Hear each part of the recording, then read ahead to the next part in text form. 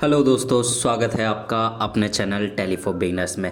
तो दोस्तों, जैसे कि आप लोग जानते हैं, मैं टैली से रिलेटेड वीडियोस डालता रहता हूं, तो हमारे चैनल को सब्सक्राइब करना मत भूलिएगा और बेल आइकन प्रेस करना भी। तो दोस्तों, जैसे कि मैं अभी टैली प्राइम के वीडियोस डाल रहा हूं स्टार्टिंग से लेकर के अभी तक, आज मैं बताने वाला हूं बहुत ही इम्पोर्टेंट रिपोर्ट जिसके लिए हम टैली में आए थे। मतलब ये किस्सा शुरू होता है 2017 से, जब इंडियन गवर्नमेंट यानी हमारी सरकार लाती है जीएसटी।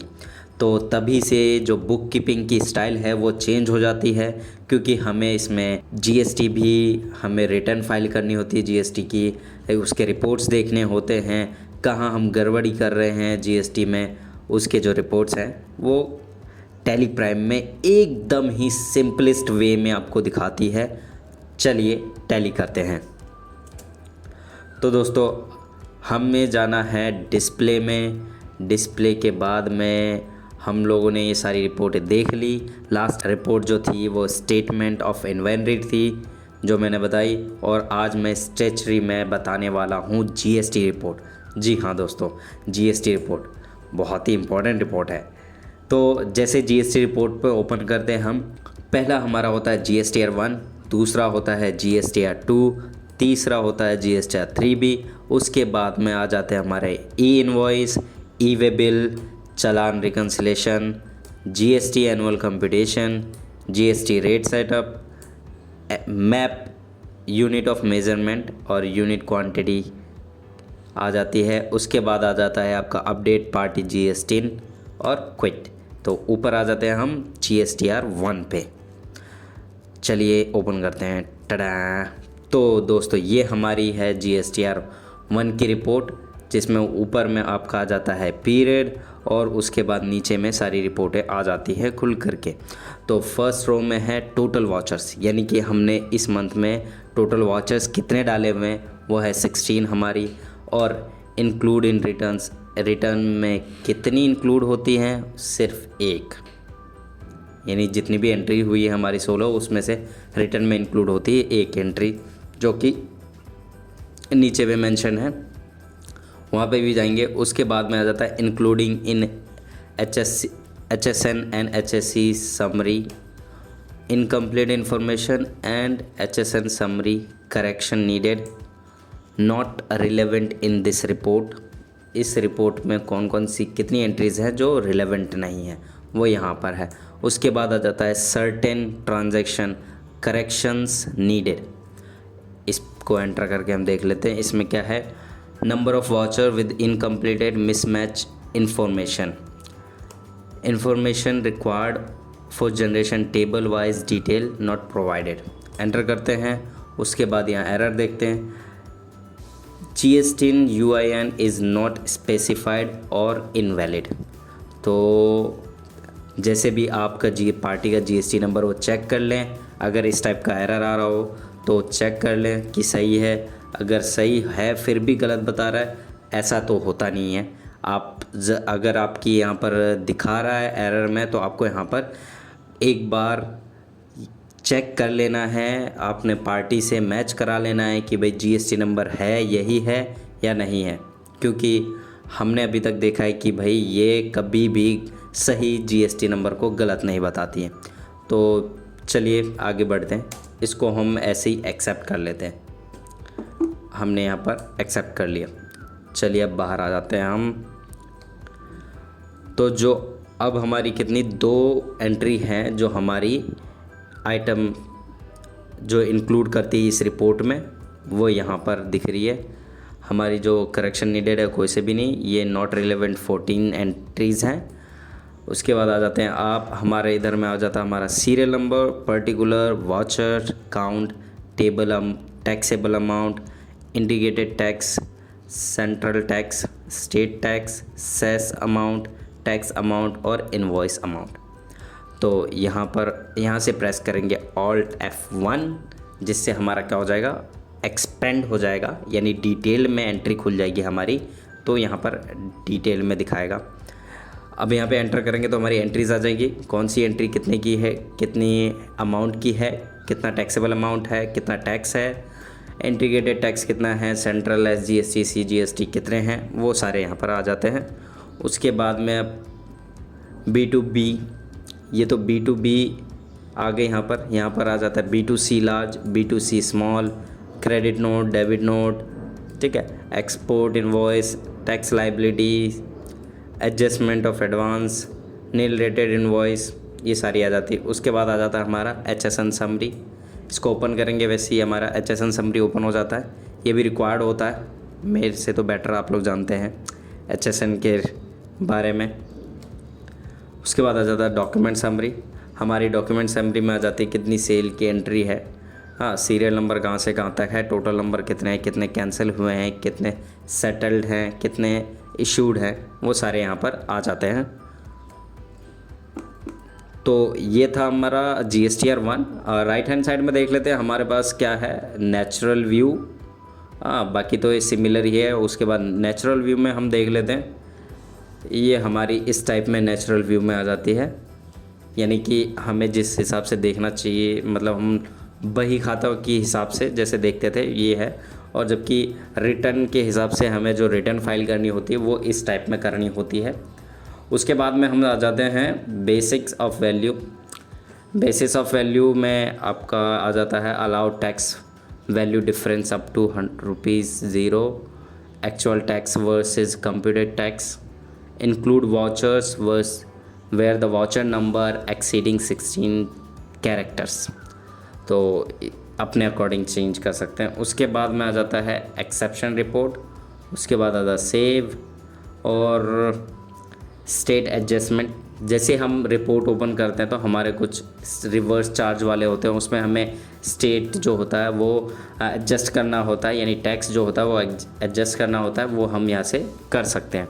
उसके बाद में आ जाता है अपना क्या, ओपन GST पोर्टल। जी हाँ दोस्तों, ये टैली ERP9 में भी था कि आप डायरेक्टली यहाँ से पोर्टल में भी जा सकते हैं, तो ये चीज़ टैली प्राइम में भी है। उसके बाद आ जाते हैं हम कॉन्फ़िगरेशन में, F12 कॉन्फ़िगरेशन में show tax type in separate column और फॉर्मेट ऑफ रिपोर्ट डिटेल। अभी हम Alt F1 से डिटेल कर रहे थे ना, यहाँ वाला है।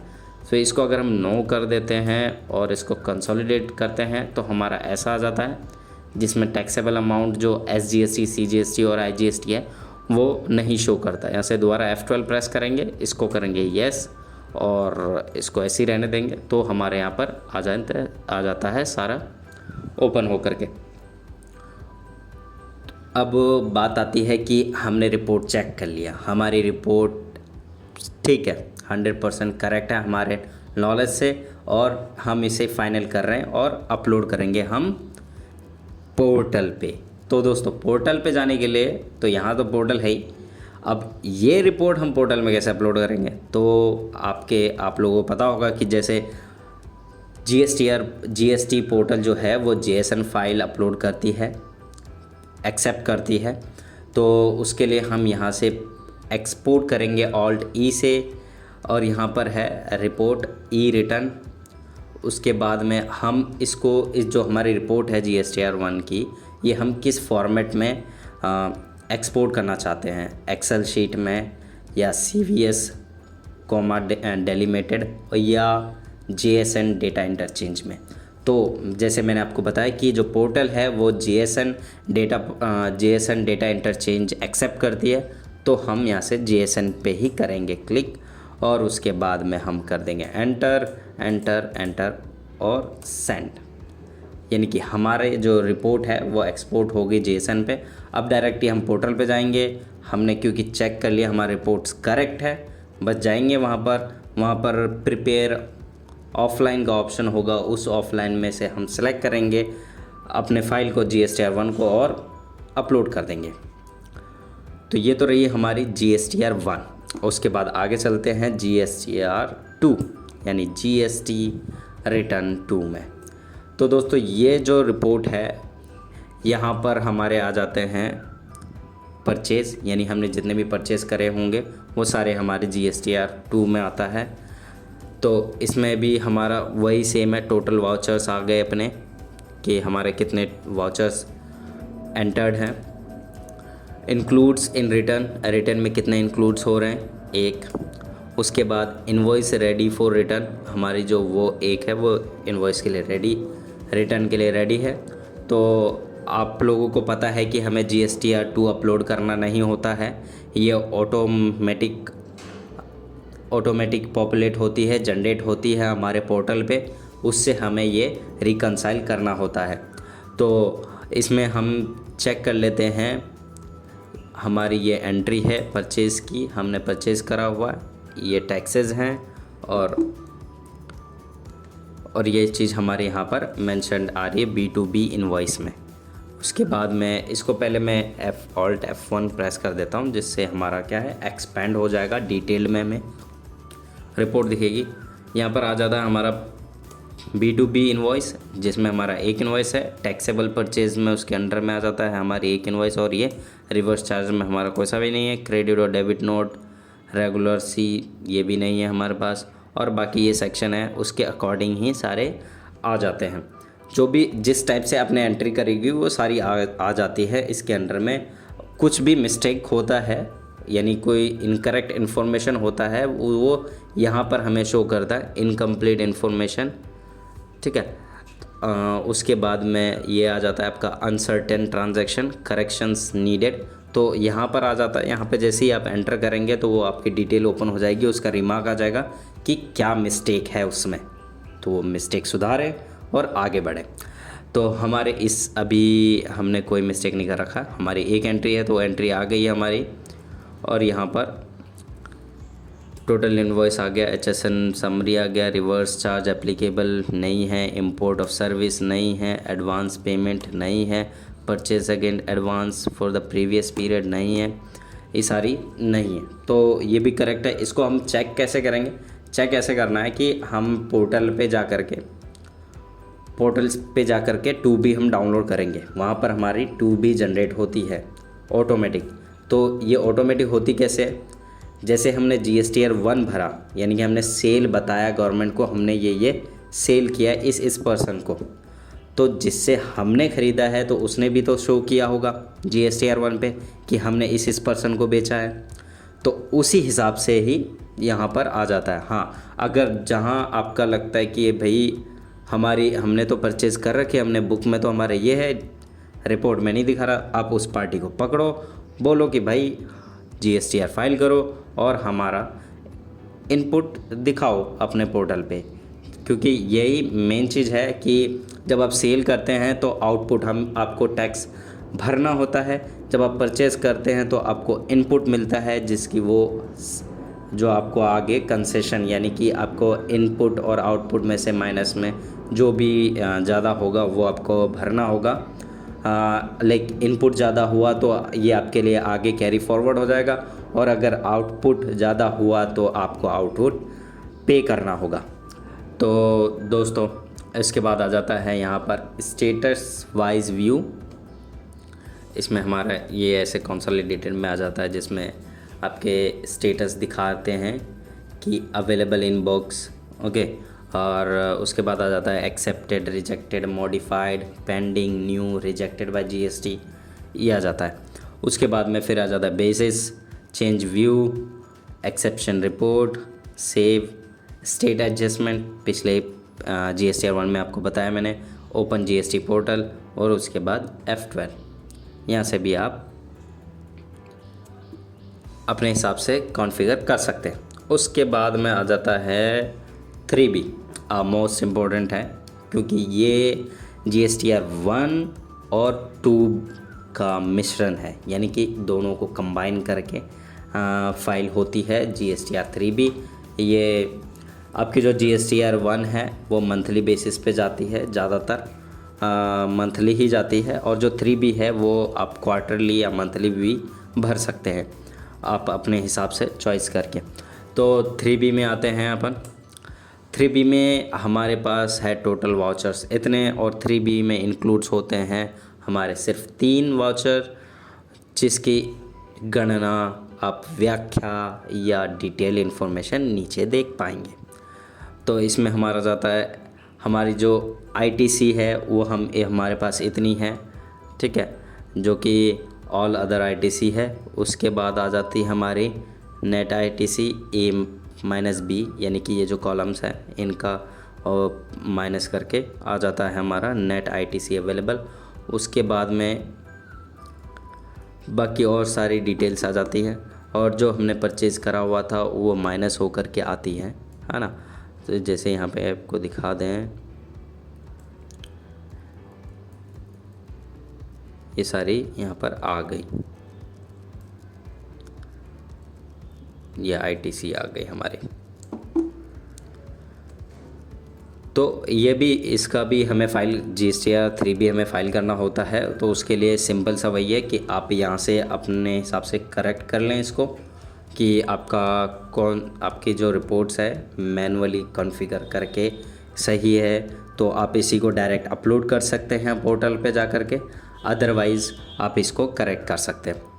तो इसमें भी वही आ जाता है एडजस्टमेंट, स्टेट एडजस्टमेंट की। अगर कोई चीज़ आपको लगता है कोई टैक्सेस है जो अनएडजस्टेड है उसको एडजस्ट करना है, वो आप यहाँ से कर सकते हैं। उसके बाद आ जाता है हमारा ई इनवॉइस। तो जैसे कि आप लोगों को पता है, जिनकी बिलिंग जो है 20 करोड़ से ऊपर अबव चली गई है एज़ पर जो रेगुलेशन है, जो इसके अंडर में फॉल करते हैं, तो उनको ई इनवॉइस बनाना मैंडेटरी है। उसके बाद में अपना आ जाता है ई वे बिल। ई वे बिल का तो सिंपल ही है, जिस इनवॉइस में आपका 50 प्लस चला जाता है, 50 या 50 से ऊपर, तो उसमें क्या है आपको ई वे बिल बनाना मैंडेटरी है। तो यहाँ पर ई वे बिल की इन्फॉर्मेशन आ जाती हैं, डिटेल ऊपर वाला भी दिखा देता हूँ। यहाँ पर ई इनवॉइस का आ जाता है, ओके, और यहाँ ई वे बिल का आ जाता है, जिसमें और भी रिपोर्ट्स आ जाते हैं आपके ई वे बिल रजिस्टर और भी जो भी है। उसके बाद आ जाता है अपना चालान रिकन्सिलेशन। जो हम पेमेंट करते हैं GST को, उस वहाँ से हमें क्या चालान मिलता है, उस चालान का रिकॉर्ड रखने के लिए यहाँ पर चालान रिकन्सिलेशन बनाया गया है कि आपने कौन सी पेमेंट करी है, कब करी है, क्या वाउचर टाइप है, क्योंकि आपने पेमेंट की एंट्री तो डालेंगे ही ना। उसके बाद में टैक्स पेमेंट कितना है, टाइप ऑफ टैक्स पेमेंट क्या है, टैक्स पेमेंट पीरियड क्या है, टाइप ऑफ पेमेंट क्या है, मेड ऑफ पेमेंट क्या, मोड ऑफ पेमेंट क्या है, बैंक नेम क्या है, common portal identification, CPIN number, CIN number, BRN UTR, instrument number, instrument date, payment date and amount, ये सारी चीज़ें आता है। ये रिकॉर्ड के लिए है कि आपने पेमेंट करी है, कौन सी करी है, कितने कब करी, किस पीरियड की करी है, तो वो यहाँ पर आप ये देख सकते हैं और रिकंसाइल कर सकते हैं। उसके बाद आ जाता है हमारा एनुअल कंप्यूटेशन, GSTR। आपने एनुअल कंप्यूटेशन के बारे में तो सुना ही है, क्योंकि वो साल के लास्ट में जाता है हमारे, तो वो इस टाइप का आता है। आप इसको अपने अकॉर्डिंग चेक कर सकते हैं कहाँ पर आप करेक्ट हैं, कहाँ मिस्टेक है। ऐसा भी होता है कभी हमारा इनपुट छूट जाता है कि हम इनपुट क्लेम नहीं कर पाएँ, तो ये GSTR एनुअल जो रिपोर्ट होती है इसमें आप क्लेम कर सकते हैं। उसके बाद आ जाता है अपना GST रेट सेटअप। तो दोस्तों यहाँ पर क्या है, हमने आइटम वाइज पे लगा रखा है, तो आइटम वाइज में हमारा दिख जाता है कि हमने कब से एप्लीकेबल कर रखा है, उसका सेशन कोड क्या है, टैक्सेबल है या नहीं है। टैक्सेबल है तो इंडिकेटेड टैक्स कितना है, सेंट्रल टैक्स कितना है, स्टेट टैक्स कितना है या सेस कितना है, वो यहाँ पर आप कर सकते हैं। उसके बाद में हमारा आ जाता है मैप UOM UQC। तो ये हो जाता है हमारा जो जितने भी हमने यूनिट ऑफ मेजरमेंट बना रखे हैं, तो उसका जो फॉर्मल नेम और यूनिट क्वांटिटी कोड जो है, ये जो क्या है GST ने ये मैंडेटरी कर दिया है। पहले तो हमारा क्या होता था कि PC लिख दिया और पीसेस में फॉर्मल नेम में डाल दिया, बस हो गया। बट ये क्या है, एक ये यूनिट क्वांटिटी कोड जो GST की तरफ से कंपलसरी कर दिया है कि जितने भी UOM बनेंगे उन सब में ये मैंडेटरी है, ये फील्ड डालना ही डालना है, अदरवाइज़ आपके ये रिटर्न्स में नहीं जा पाएंगे और उसमें आपके मिस्टेक्स हो जाएंगे जैसे आप डेटा एक्सपोर्ट करके डालेंगे। तो उसके बाद में आ जाता है अपडेट पार्टी GST।